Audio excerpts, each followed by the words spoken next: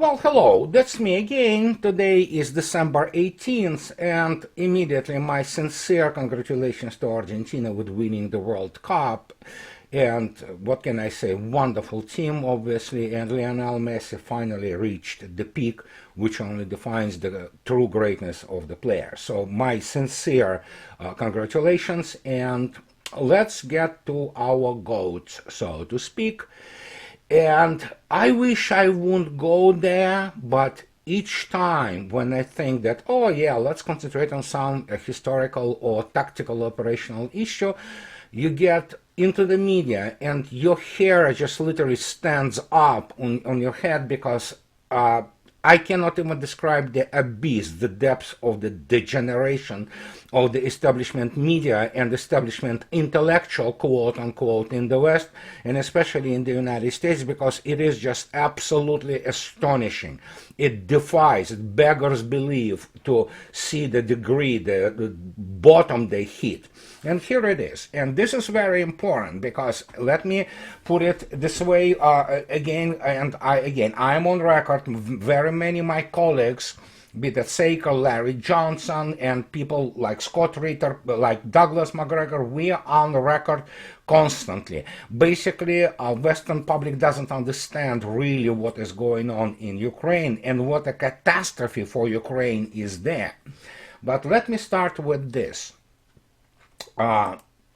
It's so unbelievable that we know that New York Times is basically sewer. It won't, a normal person shouldn't be using it even as a toilet paper in the times of the extreme emergency. But here we are.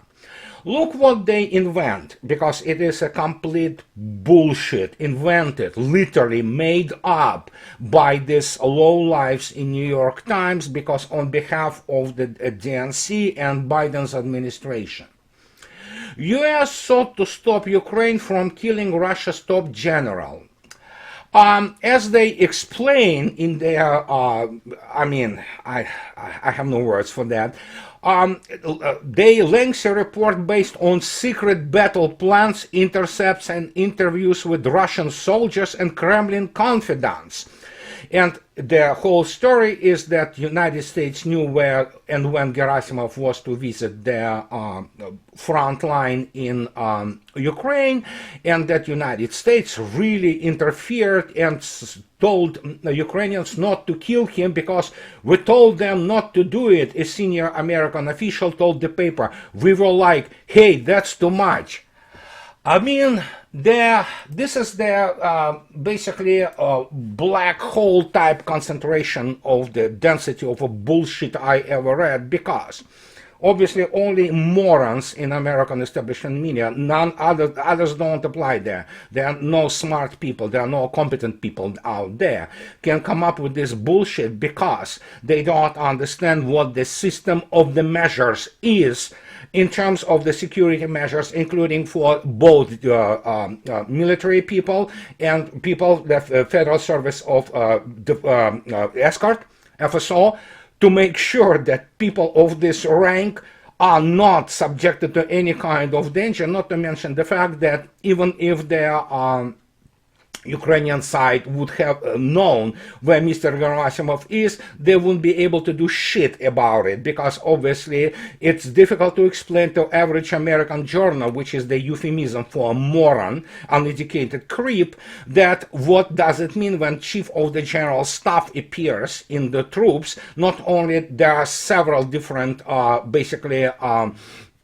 fake intrusions, so to speak, are made, and of course the all available air defense forces are as needed configured to make sure that nobody gets to that place where the chief of the general staff is. But why do they come up with this utter bullshit? They literally made it up. And Russians already reacted today in the mainstream media in Russia, saying that this is unbelievable. They just literally made this shit up. And the only reason they do this is because they desperately need to show that, oh yeah, we want to make sure that we have some contacts with the Russian. And the question immediately which has to be asked is, why do suddenly such a change in the tone?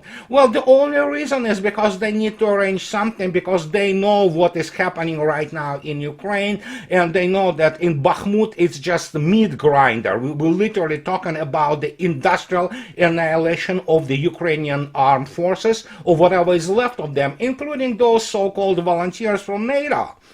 And they know what comes next after Mr. Putin 2 days ago spent the whole day in the Russia's general staff together with Mr. Shoigu, and as they stated, planning the immediate and midterm basically actions which are coming. And suddenly we have New York Times, which is not free press. There's no free press in the United States or in the West. It's all corrupted and it's all partisan. It's all acts bought out by some oligarchs, and they run all kinds of bullshit that's like this one. And why it is so? Why it is so important? Well, for starters, let me demonstrate to you why New York Times is a complete bullshit. Because guess what? If you go even further up the chain of command, while as much as Mr. Gerasimov, the chief of the general staff, is important, Mr. Shoigu, the minister of defense, is even more important. But guess what? Just yesterday, Mr. Shoigu did, as you might, expect, look at this, a revision, and he basically visited troops at the front lines, and he inspected frontline troops, and we obviously can surmise now that after all those events, with spending the whole day in the Russian general staff together with President of Russian Federation, Shoigu is doing this inspection for a reason. What is the reason? Well, you know what? I do not want to sound, trite or even petty, because everybody who is anybody in the real military analysis speaks about, and again, look up what Douglas McGregor says about this. We have about what? Now it's 600,000 Russian troops in and around Ukraine, and they, like this famous Chekhov's rifle, which you can see in the first act of the theater play in theater, should shoot at some point of time, because that's the way the play develops. And that's what it is. And there is a panic. There is a panic and a desperation. And so much so that if we look at the New York Times, which is a complete, with this piece of crap, it's unbelievable that this, we know they're sewer there. They're literally just, the excrement people work there. But let's go further. We have this guy, this fossil. I don't know generally why this dude is still around. I mean, and obviously only in the United States, somebody who is a warmonger, and in some countries he's considered to be a war criminal, which he is. And the guy who has, again, his achievements of good old Henry have been blown out of proportions, and especially when you look at the background of the Vietnam War, and for some reason the guy who is a warmonger in many respects, despite the fact that he was one of the proponents of the detente with the Soviet Union, he's classic American imperialist, and for some reason he carries with him the title of realist. But then again, it's America's humanities and diplomatic, so to speak, field, where they provide very wrong handles for people who are actually not realists, but primarily American imperialists. But here we are. Here's Henry, and look at this. And while Henry Kissinger, obviously he fought, he was a part of the Allied troops in 1944 in the war, but the guy has, just hear me out, he has a background in political science, because that means he doesn't really have any serious education. And as I want to remind you this famous phrase of Russian great strategist Alexander Svechin. Look what he says. Read it attentively. Each war represents an isolated case, requiring an understanding of its own particular logic, its own unique character. Mr. Kissinger, who obviously doesn't understand what modern warfare is, begins to apply the absolutely inapplicable lessons from World War I, thinking that he understands how the modern balance of power and warfare, how balance of power is formed and what modern warfare is. He doesn't understand that. But here it is. He invoked the missed opportunity to negotiate an end to World War I in 1916.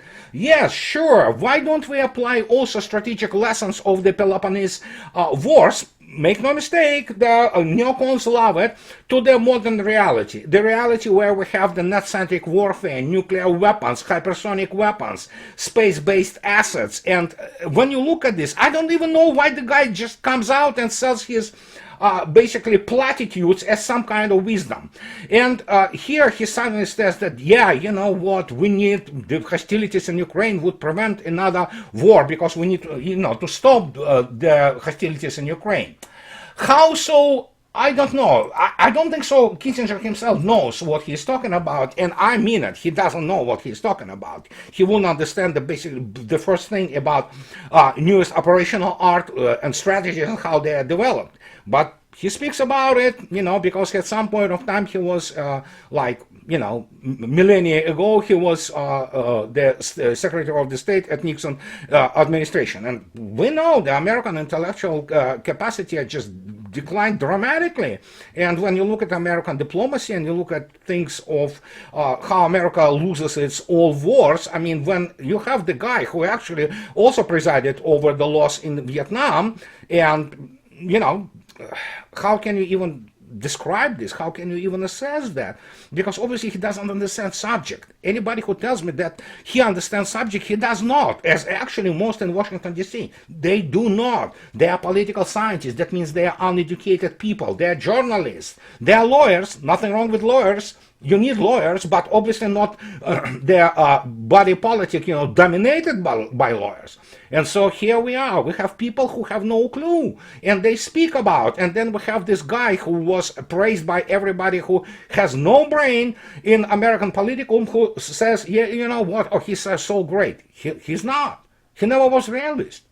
All this realist crap, I mean, it's again complete figment of imagination of all those abusers of sinecures on all kinds of their so-called foreign relations or international relations departments in all kinds of American universities, when they don't have a clue how international relations are formed. And that's what we have. Yet suddenly we have constant flow, constant stream of all those how to put it, signs, if you wish, from the American and Western side, trying to convince everybody that we need somehow to negotiate. Wait a minute, why do you need to negotiate? Why do you need constantly remind Russia that she needs to sit down and avoid World War III? There will be no World War III in terms of nuclear war. And good old Henry should know that Pentagon is in no shape to fight conventional war against the peer, especially such peer as Russia. It's simply not ready, and it doesn't have resources to do it without sustaining catastrophic losses. If he doesn't understand what is going on, he has to take a look at Iraq and Afghanistan. And if he thinks that somehow, basically, he can scare Russians with the threat of World War III, I have a bridge to sell him, as well as to those people who praise him non-stop as some kind of outstanding American statesman, which he is not. And we can continue this furthermore, and guess what? Now we have this bipolar imbecile, Mr. Scholz. A few days ago, he basically made a clown out of himself and out of Germany when he was talking about that Russia is being defeated. And now this cretin, basically, he talks about that should never quit talks with Russia.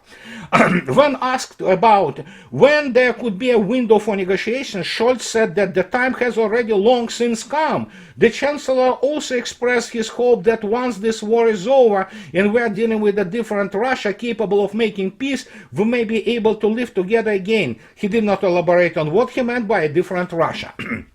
The guy is a certified moron, as is most of the German political elite. They are cocks. They are basically marionettes. They have CIA, MI6 hands up their asses, and those people are simply idiots. And when you talk about Mr. Scholz, especially, not to speak about his this specimen of Annalena Baerbock, who is absolutely, I mean, I don't want to go there. So Mr. Scholz doesn't understand that Germany is a pipsqueak economically and let alone militarily. Geopolitically, it decides nothing. And when you have constantly from this guy offering things, you know, to Russia, like, you know, the time has come for negotiate. Wait a minute, where have you been 5 months ago? Where have you been 7 months ago? You guys were, you know, just imposing sanctions on Russia and waiting for Russia to collapse, and then the regime change and things of this nature. It is obviously your problem that you don't have serious intelligence and strategic assessment organizations there. And yeah, don't give me this CIA bullshit, let alone the RAND. They have no RAND Corporation. They have no clue about anything. So. And now suddenly he wants to negotiate, and the time has come. Why?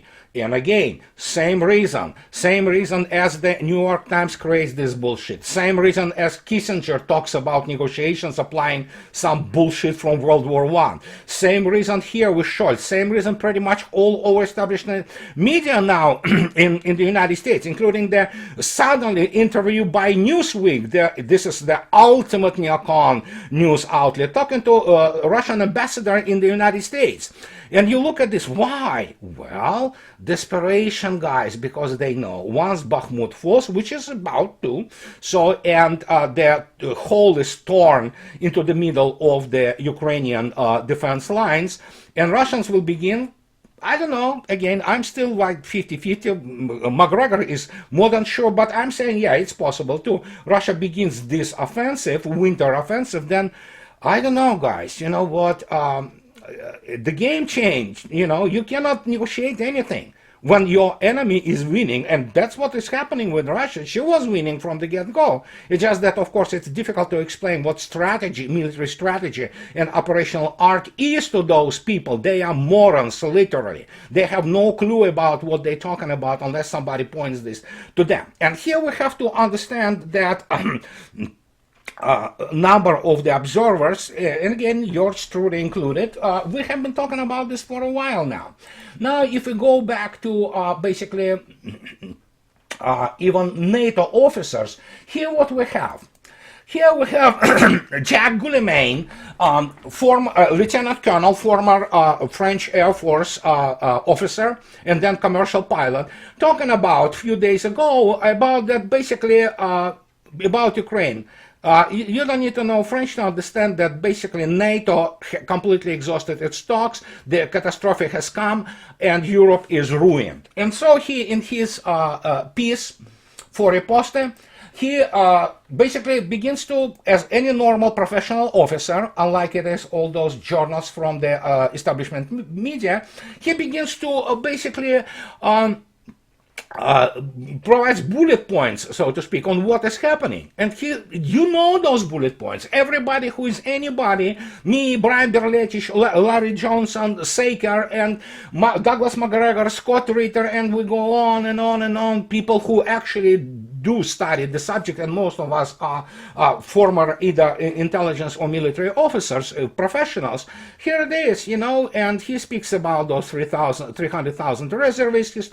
He's talking about the 50,000 shells used by Russia a day, and so we go on and on and on, and he speaks about the same thing that we know, that catastrophe has come to Ukraine. And again, if you wonder who Jack Guillemin is, here's his May 19, 2022 interview to MR Online, and there he speaks about what everybody were talking about who has understanding of the real military art, that the fact that those festoons, those cities, that was the place where all those Ukrainian troops have been concentrated. This is the only tactics those guys in Pentagon have could come up with, because they understood. that once those troops are out of the cities and hiding behind the civilians, so they will be annihilated. And it took Russia about almost 4 months to start making those basically Nazi forces lure out of those cities. And of course, everybody, we're talking about this, and everybody wants to talk about those deep operations of the Red Army, or how to bypass those the fortresses and cities. It's a special discussion on purely operational and strategic matters, but we might talk about it. But if you want to listen about it, apart from the fact that I write about it constantly and speak about this constantly, you can take a look at the interview by, or basically conversation between Douglas McGregor and Vlachas, Dr. Vlachas, and he speaks about this bypassing those strong points. And of course, anybody who wants to see how it operates and how it works, look up Operation Bagration, Russian Red Army's Operation Bagration in June, started June 22nd, 1944, exactly 3 years since the start of the Axis invasion of the Soviet Union. You can take a look how it proceeded. Russia didn't need to do that. That's the whole point. I also initially thought that, hey, if they started this in February, maybe they will go for it. Now I understand why they don't. And this has becomes clearly the strategy which works tremendously. And actually, if you, Jack LaMaine, pardon me if I, Jalamain, speaks about, yeah, NATO stocks are depleted. And then we talk about the situation with the economy. And you don't have to listen to me. You can listen to one of the very famous, actually, Indian diplomats who actually writes about this. Here what we have. And Mr. Pardon me, because it's not an easy name to Bhadra Kumar. Mr. Bhadra Kumar, who is the former Indian diplomat, he also the author of the very famous Indian Punchline blog, a very interesting blog, very interesting perspectives, obviously, from India's point of view, because India is an extremely important country, and you have to be, you know, when you have almost 1.4 billion population, and you have massive economy, actually, although it's still in development, but, you know, India certainly have some interesting perspectives. And that's what he talks about, the fact of the Russia isolation, quote unquote, which is being sold by all those prostitutes in the Western media. And here it is. Nonetheless, when he speaks about the president of India, Mr. Modi, nonetheless, it is very significant that Modi was not deterred by the fact that although this is not era for wars, the Ukraine conflict in all probability will only escalate, and there is a greater likelihood than ever before that Russia may be compelled to seek a total military victory. He is talking and he is commenting here yesterday, Dr. Bhadra Kumar, about this bullshit again. Yet another bullshit spread by all those Wall Street journals and other establishment media prostitutes, that actually Mr. Modi declined their meeting with Vladimir Putin because of the Ukraine. Bullshit. Actually, they spoke on the phone, and that's what an Indian diplomat writes here about. And then he talks about it in more detail. And here are details.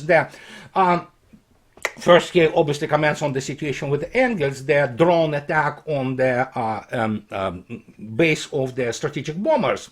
He talks about that two superpowers never before targeted each other's nuclear assets. Russia didn't target, she can, and my God, that would be a really big deal. But here it is. For India, the reorientation of Russian economic diplomacy towards the Asian region presents huge business opportunities. And look at this. He's talking about the fact of this oil price cap. The figures speak for themselves. In November, while Russia supplied 909,000 barrels of crude oil to India per day, the corresponding figures were for Iraq, 861, Saudi Arabia 570, and the US 405. Suffice it to say that when Modi upfront listed energy as his talking point with Putin, it reconfirms that India is giving a wide berth to the G7 harebrained scheme to impose a price cap on Russian oil exports. And again, For anybody who do not understand what is going on and who watch too much of the Top Gun Maverick and all kind of this propaganda bullshit, look up India's armed forces. Look up at the weapon systems and look up also other things which Russia and India cooperate on. So there could be some fluctuations, plus minus in here and there, but my God, people, do not forget, India is the only country in the world which got its hands on the nuclear-powered submarine leased to it in 1983 by Soviet Union and now and later by Russia in early 2000s. So this tells you something, isn't it? And we can go and talk about this catastrophe, basically, for Europe and the fact that Russia broke up with the Western world. Russia doesn't want to talk to Europe. You cannot talk to Scholz, and you cannot talk to anybody. You cannot talk to Biden. I mean, these are people, I don't know what they are. I mean, again, those morons who voted for them, pardon my French, you got it, you wanted it, so live with it. But, of course, Europe is completely done economically, and I mean, talking about the start, so to speak. It will accelerate, and it's accelerating as I talk to you, and eventually Europe will be reduced to the, well, doormat, exactly as Vladimir Putin talks about it. And so when you put this together, you see an incredible case of not only complete intellectual and moral degradation, and I'm talking about institutional level, across all of it, militarily, economically, diplomatically, culturally, population-wise, education. It's catastrophe. When I was writing my book, Disintegration, I didn't even foresee the scale of that. And when you look at those imbeciles who concocted this bullshit about that they impose economic sanctions on Russia and that Russia is afraid of NATO, I will quote my friend, the colonel of the central apparatus, former colonel of the central apparatus of Ministry of Defense of Russian Federation, Vladimir Trukhan, who stated basically, we do not even sweat about European NATO.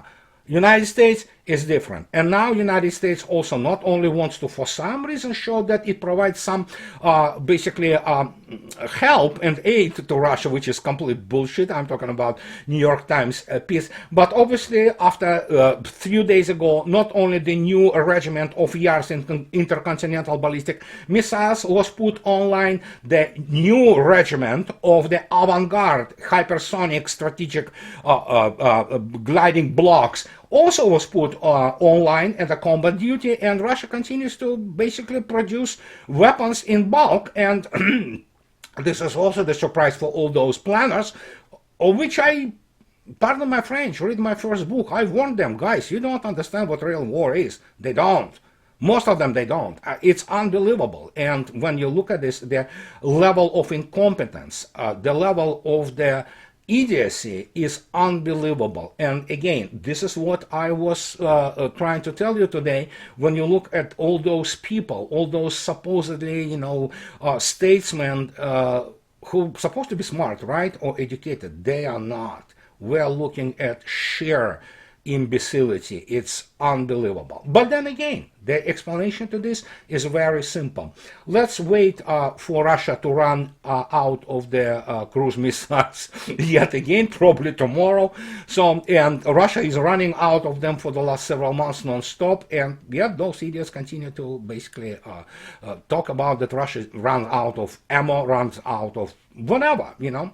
But we know what is coming. We know what is coming. It might come this December, or it might come in January or February, but it doesn't matter. And that will be the end of Ukraine. And that's why such hustle, such chaos, so to speak, you know, in those, you know, rank and file of the NATO and of the Western diplomacy and Western establishment media. They know, they feel it, if they don't know, where it is all coming. But yeah, sure.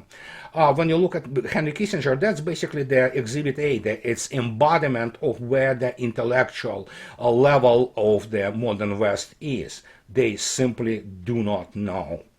And this is what I was wanted to tell you about. And guys, as always, those who like what I do, please subscribe to my channel and support me on Patreon or buy me a coffee or what have you, guys. I really appreciate the help of my wonderful supporters, because without you I wouldn't be able to do what I'm doing. And so have the nice rest of the weekend for you guys, and I'll see you later. Bye bye.